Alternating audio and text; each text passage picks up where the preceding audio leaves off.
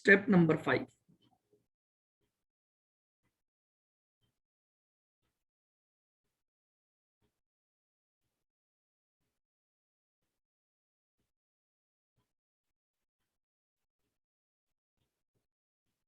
Profit और loss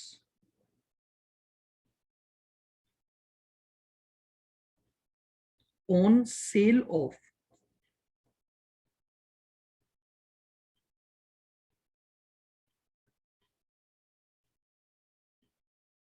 रीपोजेस्ड goods. अब भैया सीधी सी बात है, आपका जो रीपोजेस्ड गुड्स है उस पर अगर आपको प्रॉफिट हुआ या अगर आपको उसको बेचने पर क्या हुआ, लॉस हुआ है,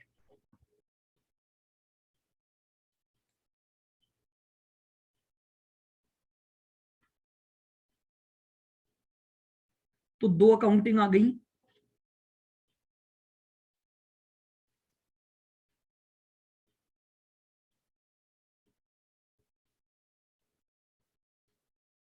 या तो प्रॉफिट ऑन सेल होगा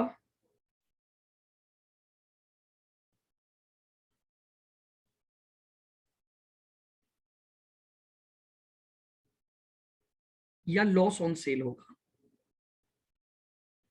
या तो आपके पास प्रॉफिट ऑन सेल होगा या आपके पास लॉस ऑन सेल होगा। अब बताइए, अगर हम एक सिंपल सी बात बोले कि प्रॉफिट की एंट्री करनी है हमें, तो बताओ प्रॉफिट की एंट्री क्या बनेगी।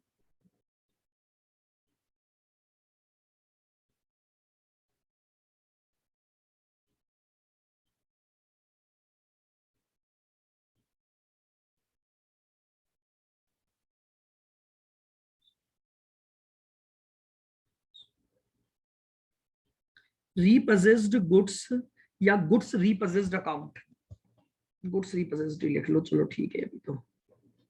To goods repossessed account debit to profit and loss account.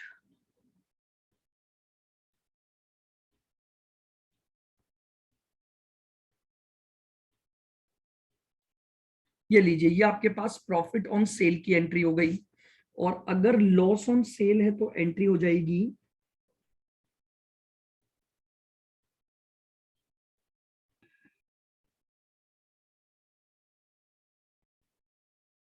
Profit and loss account debit to goods रीपोजेस्ड।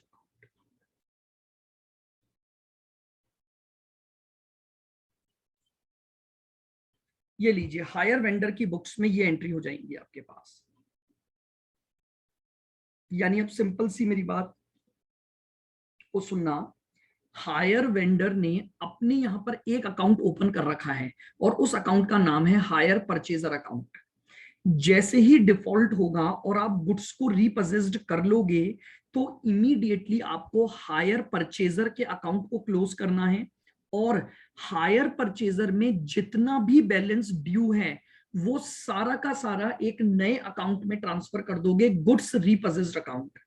तो हायर वेंडर की बुक्स में हायर परचेजर का अकाउंट तो क्लोज हो जाएगा, और उसके प्लेस पर एक नया अकाउंट ओपन हो जाएगा जो कहलाएगा गुड्स रीपोजेस्ड अकाउंट।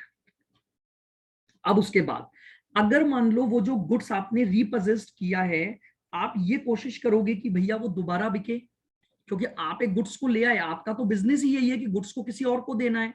तो सबसे पहले आपने उस गुड्स पर थोड़ी बहुत रिपेयर करवाई भाई, ताकि वो रीसेल हो पाए।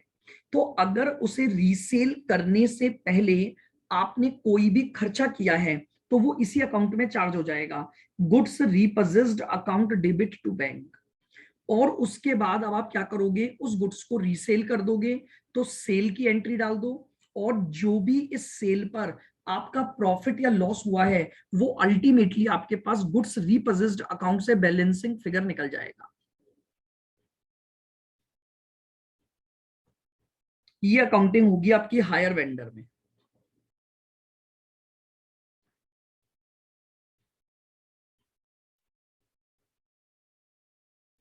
बताइए, क्लियर है बिल्कुल।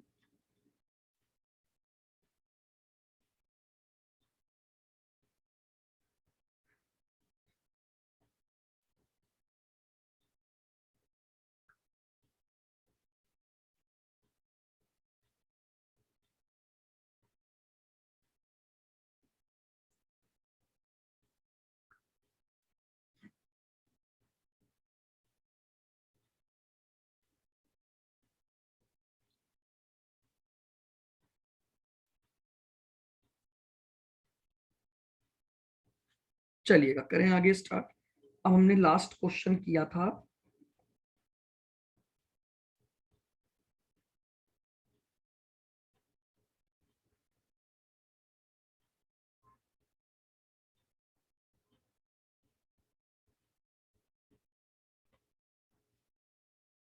चलिएगा एक क्वेश्चन करते हैं। आपका स्टडी मटेरियल निकालिएगा,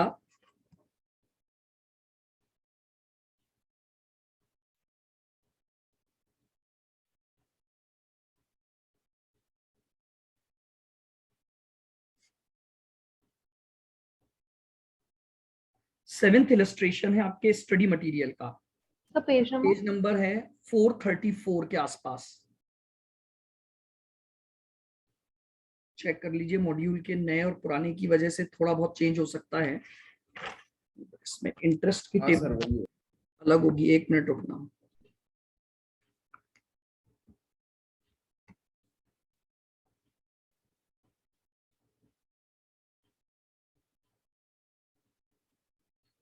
चलिए करें, मिल गया। पेज नंबर क्या है?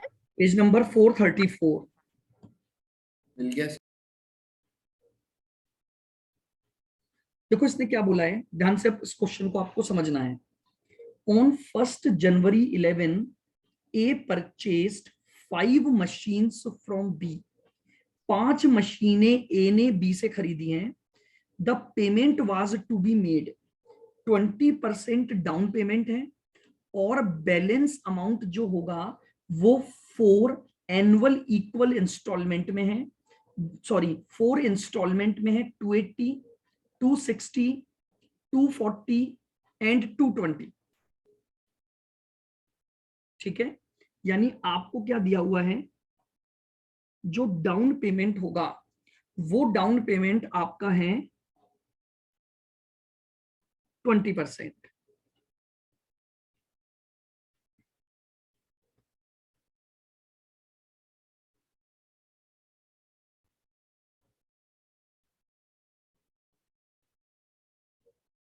फिर आपको 4 एनुअल इंस्टॉलमेंट्स दी हुई हैं। ईयर 1 पर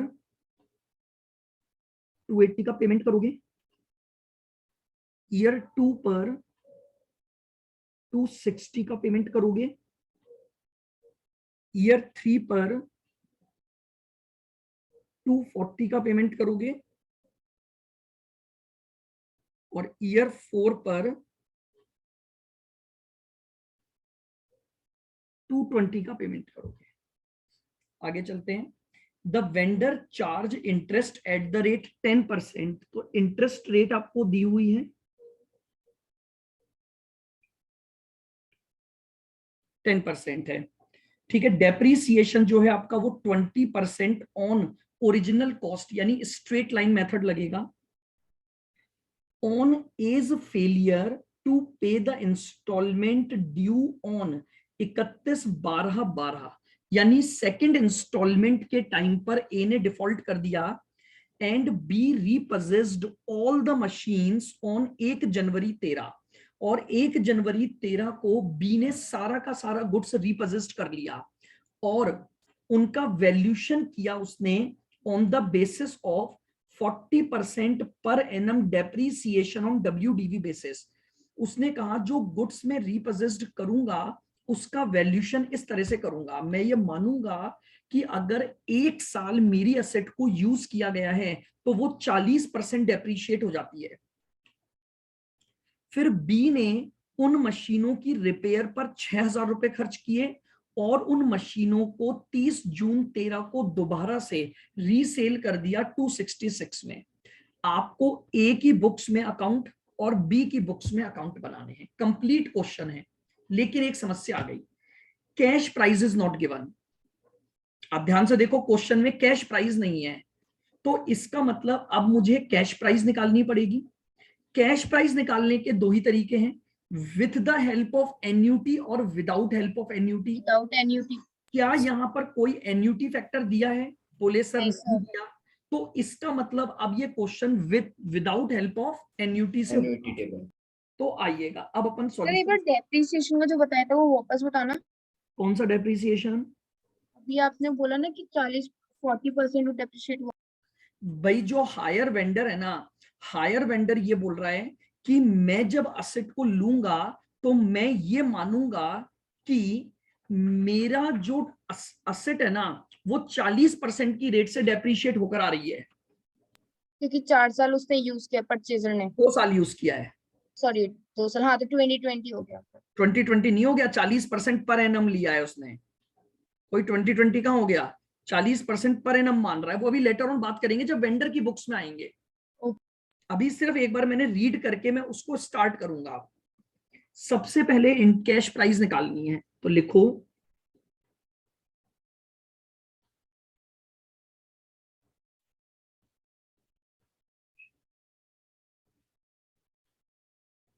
कैलकुलेशन ऑफ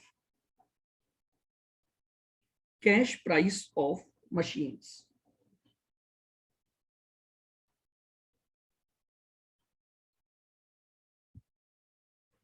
आइएगा, सबसे लास्ट इंस्टॉलमेंट से स्टार्ट करेंगे।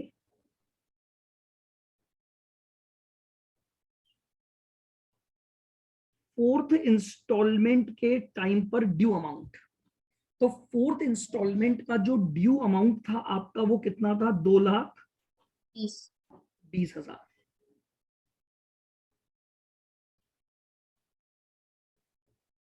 इंटरेस्ट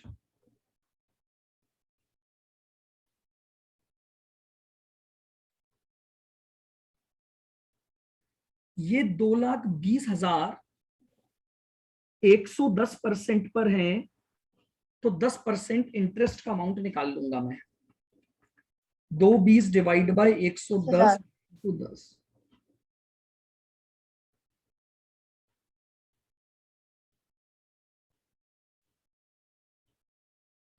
तो मेरे पास कैश प्राइस आ गई 2 लाख। 220 में से 20 का इंटरेस्ट हटा दो,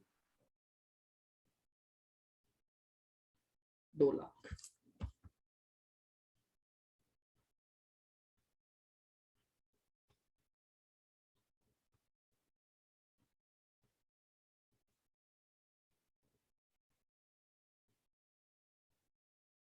थर्ड इंस्टॉलमेंट के टाइम पर ड्यू अमाउंट, थर्ड इंस्टॉलमेंट का 240 प्लस 2 लाख की कैश प्राइस जो आगे आई, तो टोटल कितना आ गया?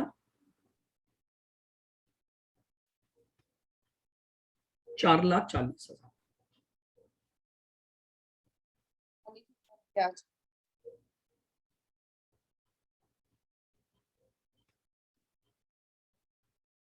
अगर ये 4,40,000 110% है तो 10% इंटरेस्ट कितना होगा?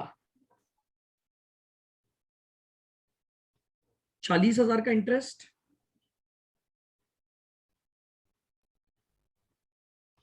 तो लीजिए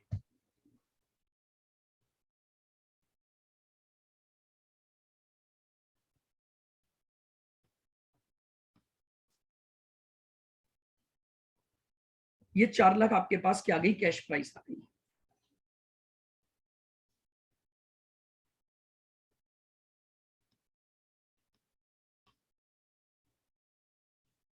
सेकंड इंस्टॉलमेंट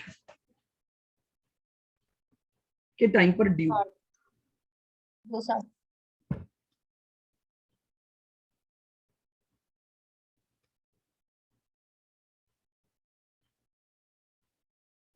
प्लस 4 लाख, ऐसा। ये आ गया मेरे पास 6,60,000।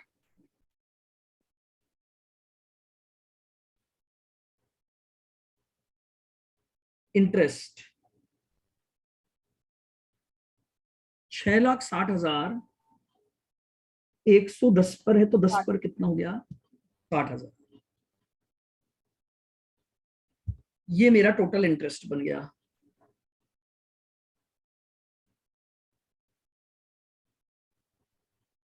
कैश प्राइस निकाल लूंगा,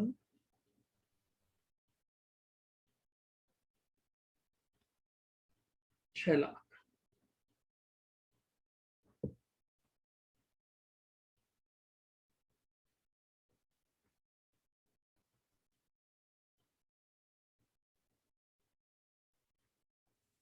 फर्स्ट इंस्टॉलमेंट,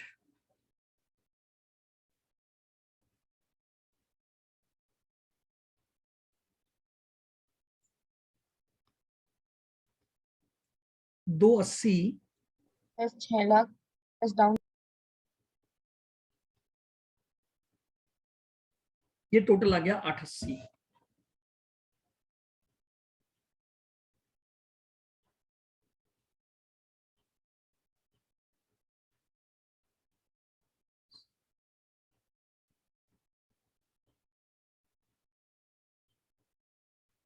आठ अस्सी डिवाइड बाई 110 इंटू 10, तो इस 880 में मेरे पास जो इंटरेस्ट आ गया वो हो गया 80,000।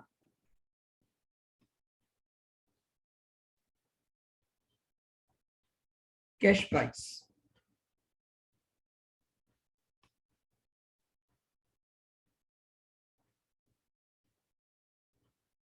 8,80,000 माइनस 80,000,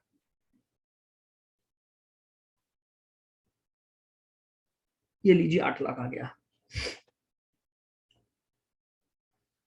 अब प्रॉब्लम ये है, डाउन पेमेंट जो दिया हुआ है वो 20% दिया हुआ है।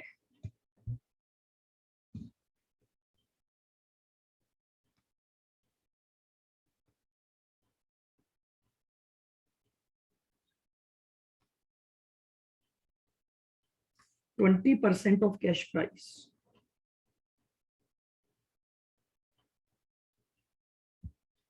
अब मेरे पास कैश प्राइस नहीं है, ना ही मेरे पास डाउन पेमेंट है, तो मैं क्या करूं, मैं इसको इस तरह से करूंगा, लेट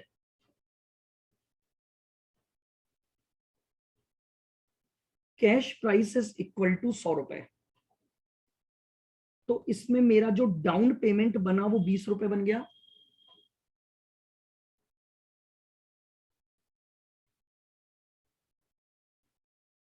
तो रिमेनिंग कैश प्राइस 80 रुपए के बराबर आ गई।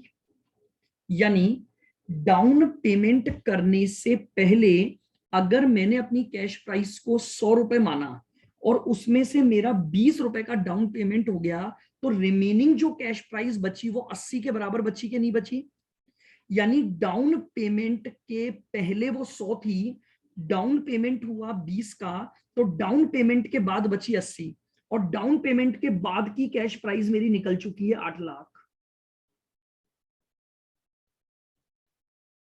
Since ₹8 lakh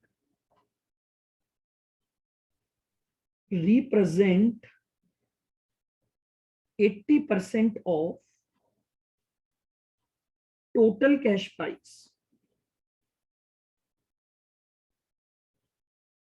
So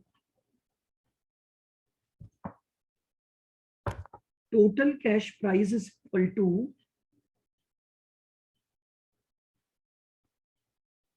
8 lakh divided by 80%.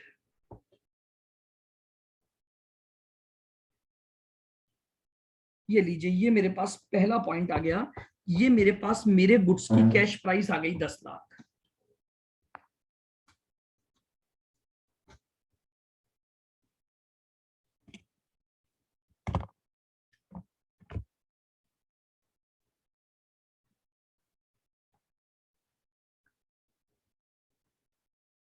लीजिए, सबसे पहले मैंने कैश प्राइस निकाल ली किसी भी अकाउंटिंग को स्टार्ट करने से पहले। अब मैं सबसे पहले हायर परचेजर की बुक्स बनाऊंगा up to the date of default and so on. तो बताइए, बुक्स ऑफ ए जो हायर परचेजर है उसमें 2 अकाउंट बनेंगे। सर 1 मिनट स्क्रॉल अप करना। हाँ जी, बुक्स ऑफ ए, ये लो, यस सर। सबने कर लिया। हाँ सर। बुक्स ऑफ ए में बताओ कौन कौन से 2 अकाउंट बनेंगे। Machine account. एक तो बनता है एसेट अकाउंट,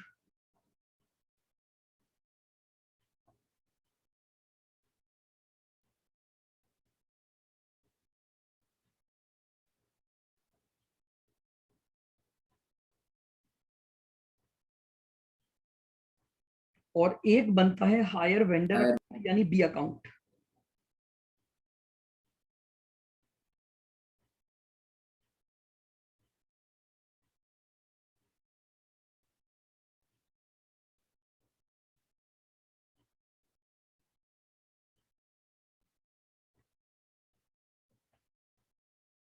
चलिए अब स्टार्ट करते हैं, धीरे धीरे आराम से समझते चलिएगा।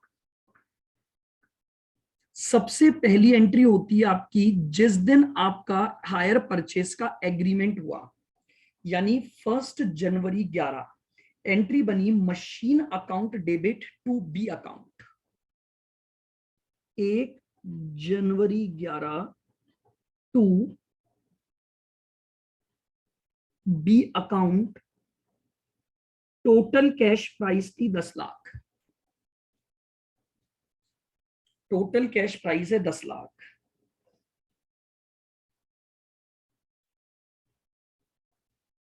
और बी के अकाउंट में आ जाएगा बाय मशीन।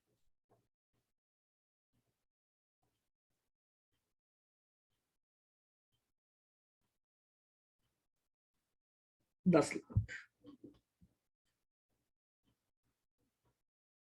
इमीडिएटली 1 तारीख को आपने डाउन पेमेंट कर दिया तो एंट्री बनती है hire vendor account debit to bank.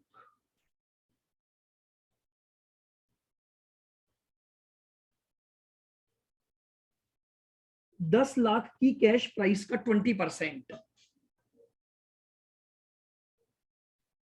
10 lakh की कैश प्राइस है टोटल, उसका 20% यानी 2 लाख का आपने डाउन पेमेंट कर दिया। अब पहले साल का इंटरेस्ट ड्यू होगा।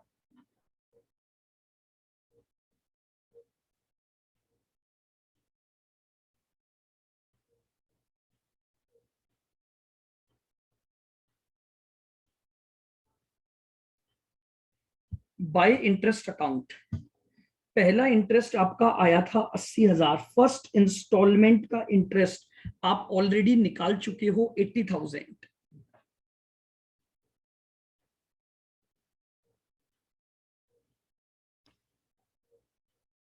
To bank.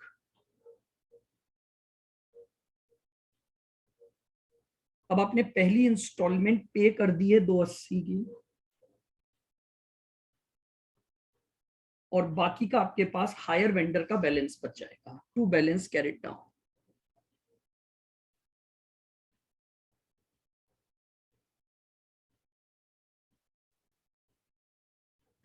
To balance carried down.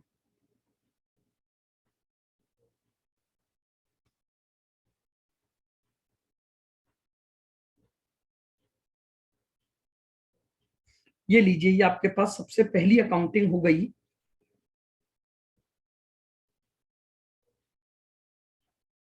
अब असेट अकाउंट में अकाउंटिंग कर दीजिए।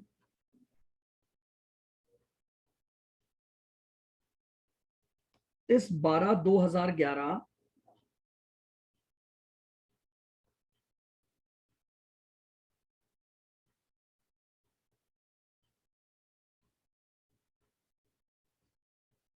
Bye depreciation account.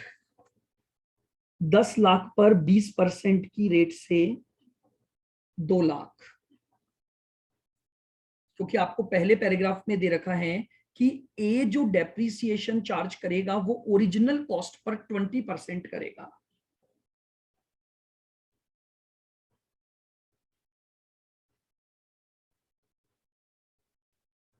By balance carried down 8 lakh.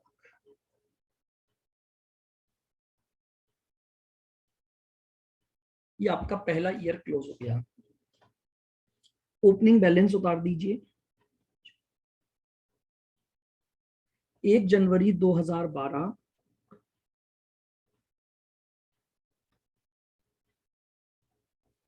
To balance brought down.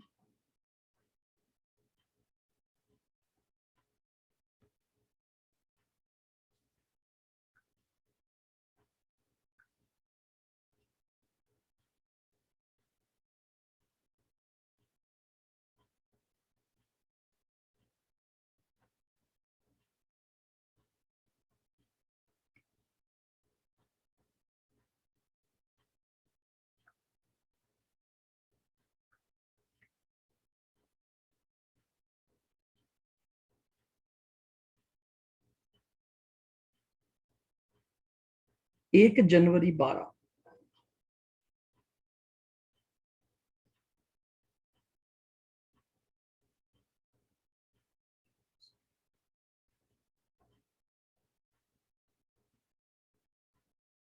अब सेकंड इंटरेस्ट ड्यू कर देंगे,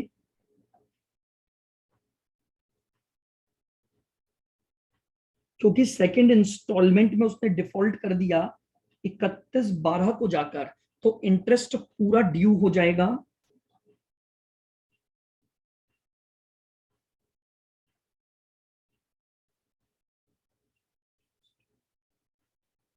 60,000। अब देखिएगा, और इधर डेप्रिसिएशन भी लगा दो। इसका डेप्रिसिएशन अपन क्यों चार्ज कर रहे हैं, वो तो फिर वही करेगा ना। तो भैया दूसरे साल मैंने यूज किया सेट पूरी, मैंने डिफॉल्ट किया है 31/12/12 को, तो मैंने पूरे 12वें ईयर में यूज की कि नहीं की?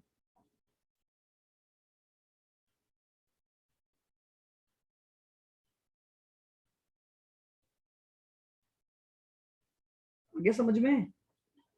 Yes sir. ये 2 लाख का डेप्रिसिएशन। आइए, अब मैंने आपको कहा था डिफॉल्ट पर दोनों अकाउंट क्लोज करने हैं।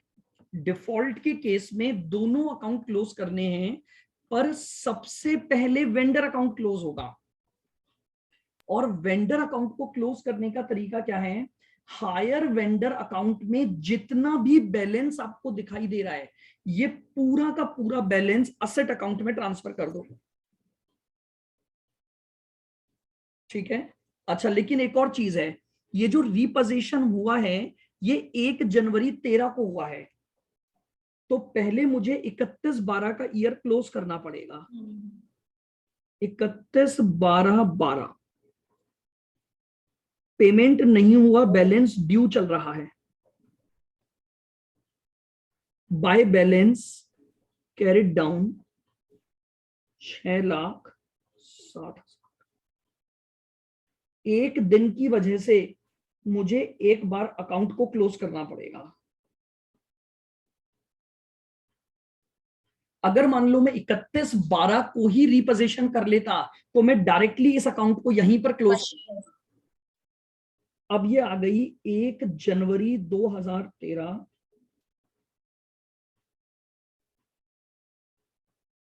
बाय बैलेंस ब्रॉट डाउन, और इसको यहां लिख दो टू मशीन अकाउंट।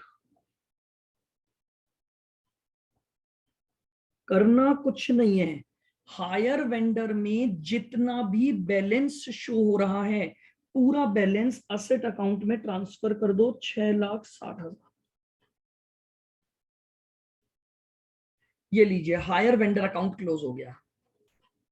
ये आपका हायर वेंडर अकाउंट क्लोज हो गया।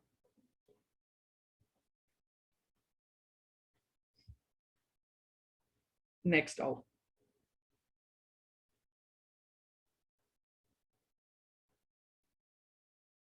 आ जाओ असेट अकाउंट में। अब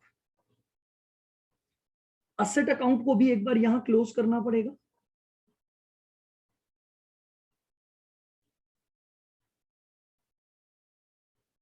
by balance carried down 6 lakh.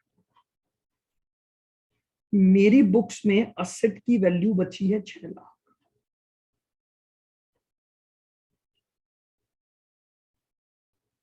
एक जनवरी 2013 को सबसे पहले opening balance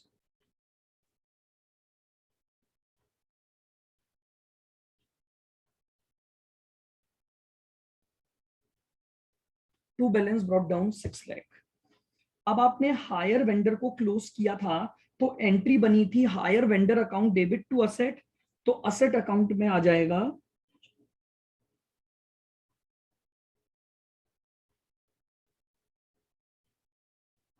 bye B account.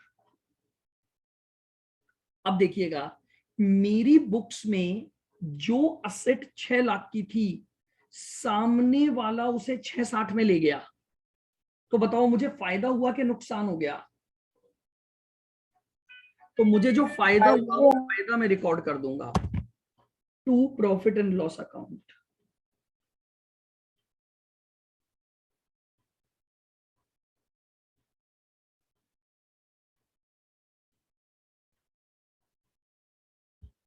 ये मेरा प्रॉफिट आ गया।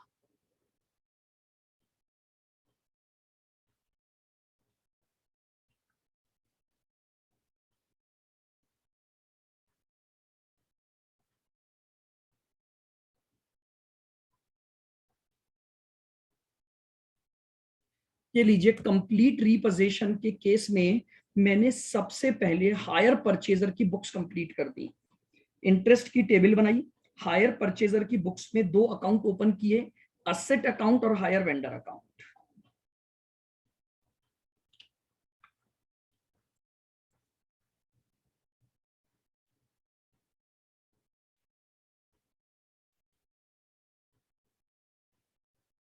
बताओ यहां तक क्लियर है बिल्कुल?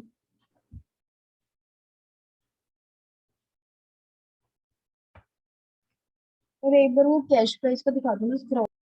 ये लो,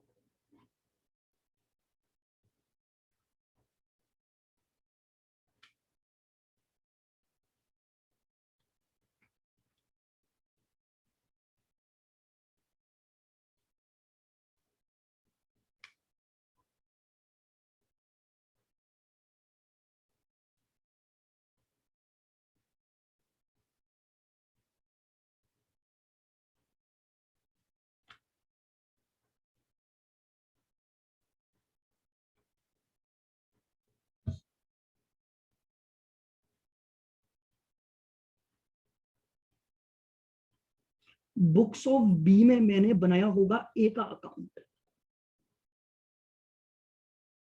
हायर परचेजर का अकाउंट बना होगा हमारा,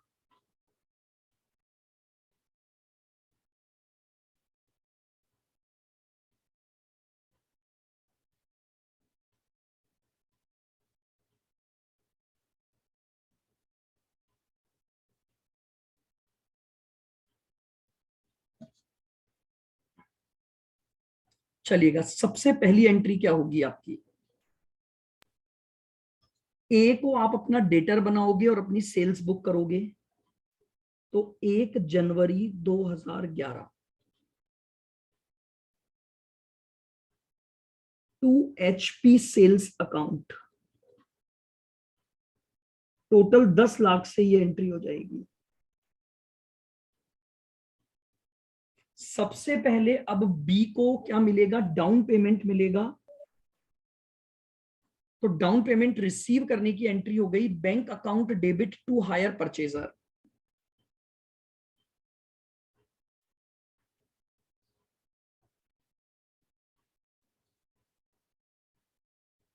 ये आ गया 2 लाख। अब इंटरेस्ट की इनकम ड्यू करोगे,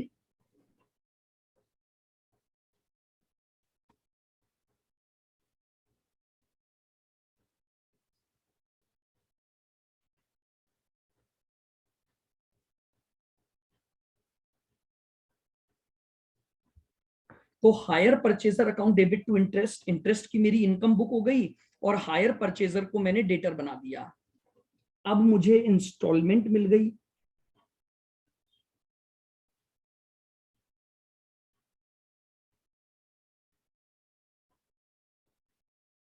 बाय बैंक अकाउंट। पहली इंस्टॉलमेंट मिली आपको 280 की,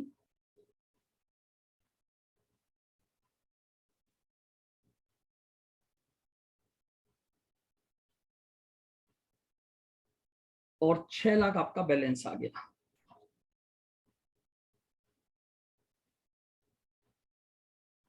ये आपका फर्स्ट ईयर क्लोज होगा।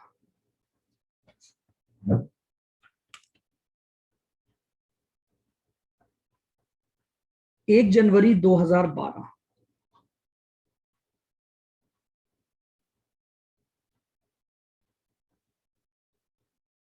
टू बैलेंस ब्रॉट डाउन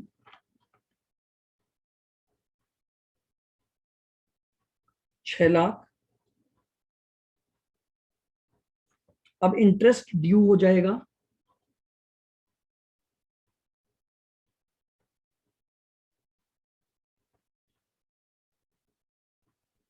जो आपका दूसरा इंटरेस्ट बना सेकंड इंस्टॉलमेंट का 60,000 डिफॉल्ट कर दिया, बट अभी गुड्स रीपोजेस्ड नहीं हुआ, तो यहां पर आप लिख दीजिए balance carried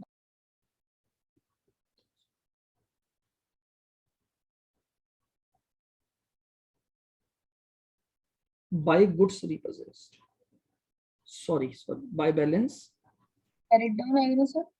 bye balance carried down.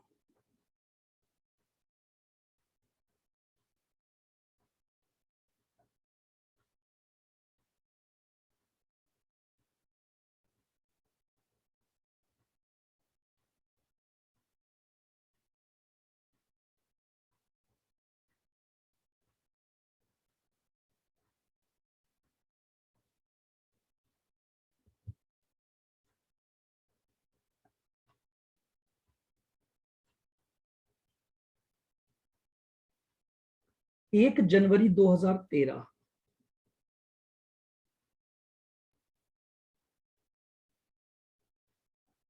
To balance brought down 6,60,000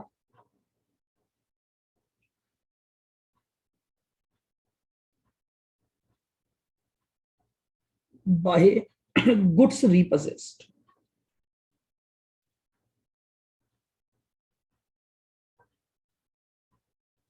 अब इसकी वैल्यू निकालनी है। अब मेरी बात ध्यान से सुनना, देखो हायर वेंडर ने एक लाइन लिखी है। हायर वेंडर बोल रहा है कि जब मैं मशीनों को रीपोजेस्ड करूंगा, सेकंड पैराग्राफ की पहली लाइन पढ़ रहा हूं, B repossessed all the machines and valued them on the basis of 40% depreciation on WDV basis। B ने क्या बोला कि मैं वो डेप्रिसिएशन नहीं मानूंगा जो तुम मानते आए हो। तुमने तो 20% चार्ज किया, मुझे उससे मतलब नहीं है। मैं तो ये बोल रहा हूं कि जब मैं गुड्स को लेकर जाऊंगा तो उसका वैल्यूशन करूंगा, और वैल्यूशन करूंगा 40% के डेप्रिसिएशन से। तो आओ जरा गुड्स की वैल्यू निकालते हैं, ध्यान से देखना। Cost of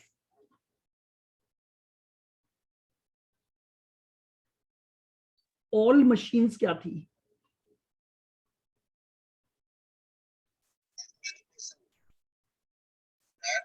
10 lakh.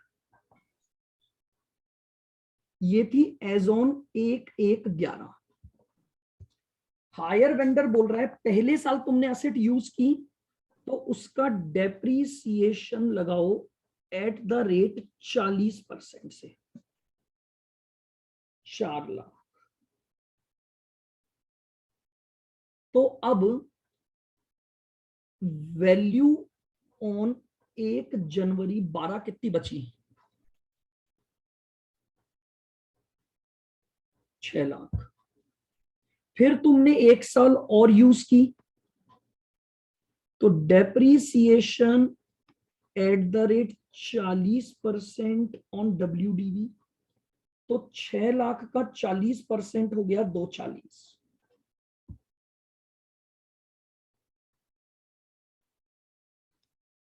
तो वैल्यू ऑन 1 जनवरी 13 कितनी हो गई?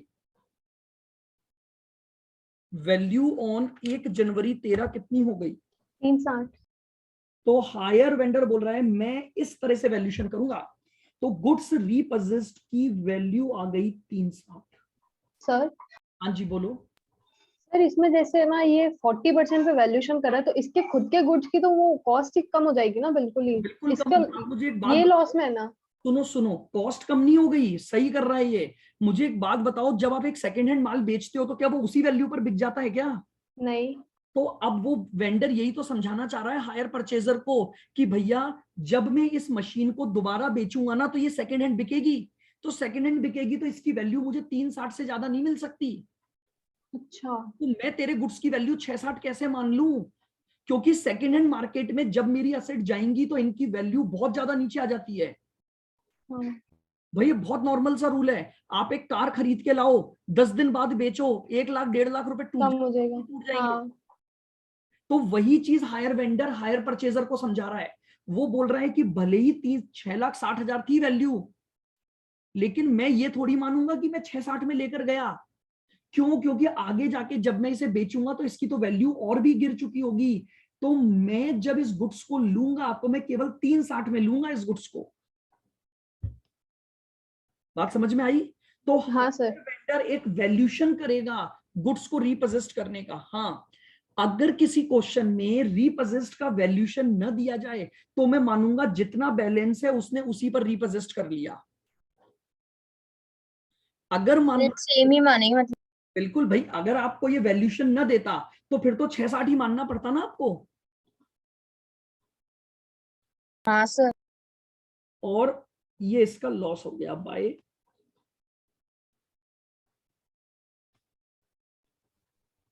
कितना आ गया?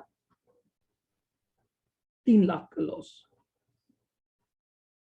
यानी वो बोल रहा है कि वैसे तो मुझे हायर परचेजर से 6,60 लेने थे, लेकिन मैं जब उसकी असेट को रीपोजेस्ड करके लाया तो 3,60 की वैल्यू आई मेरे पास। तो 6,60 के बदले में मेरे पास केवल 3,60 आया। तो मुझे नुकसान कितने का हो गया? मुझे 3 लाख का नुकसान हो गया। इस तरह से ये अकाउंट क्लोज हो दोनों की बुक्स में दिखाना पड़ेगा प्रॉफिट और लॉस, है ना? बिल्कुल, दो तो निकलेगा ही। बताओ, ये बना दिया मैंने हायर वेंडर की बुक्स में हायर परचेजर अकाउंट। इसमें बस एक ही इंपॉर्टेंट पॉइंट है, अगर वो वैल्यूशन करने का बेसिस दे रहा है तो गुड्स रीपोजेस्ड में वैल्यूड अमाउंट जाएगा और बाकी का प्रॉफिट लॉस आ जाएगा।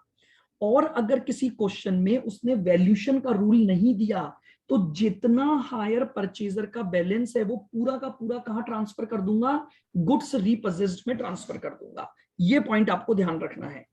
आप चाहो तो इसकी जो एंट्री लिखी थी वहां लिख सर सकते एक हो। बार ये जो एंट्री है ना, कौन सी? लॉस ऑन सेल की, हाँ, ये PNL account debit to good reprocess account की, ये कब डालेंगे पर एंट्री? एंडल टू रीपोजेस कहां डली है? क्या बोल रहे हो?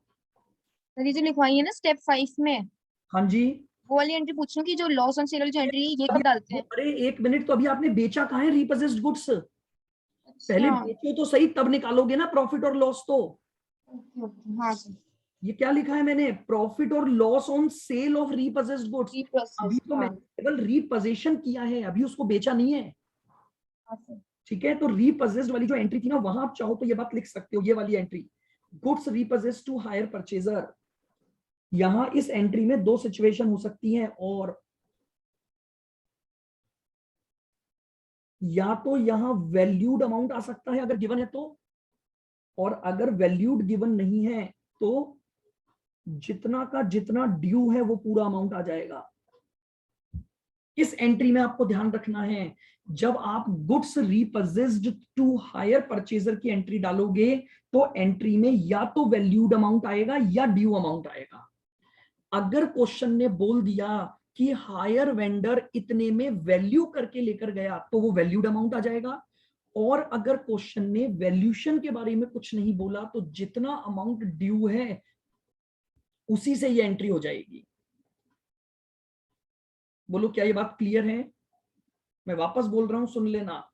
हायर परचेजर के अकाउंट को क्लोज करना है तो वो जाता है गुड्स रीपोजेस्ड में। बट यहां पर दो चीजें हैं, अगर क्वेश्चन बोल दे कि आपने इस पर्टिकुलर वैल्यू पर गुड्स को लिया है तो उस वैल्यूड अमाउंट से ये एंट्री होगी और रिमेनिंग जो होगा वो प्रॉफिट और लॉस में चला जाएगा। अगर आपको कोई वैल्यूशन नहीं दिया गया है तो वैल्यूशन न होने के केस में जितना अमाउंट ड्यू है उस पूरे अमाउंट से आपकी एंट्री हो जाएगी और हायर परचेजर अकाउंट क्लोज हो जाएगा। बताओ, हायर परचेजर क्लियर है? बिल्कुल। अभी देखो, एक दो क्वेश्चन और करोगे तो और अच्छे से वैल्यूशन सारा समझ आएगा, ये रीपोजीशन।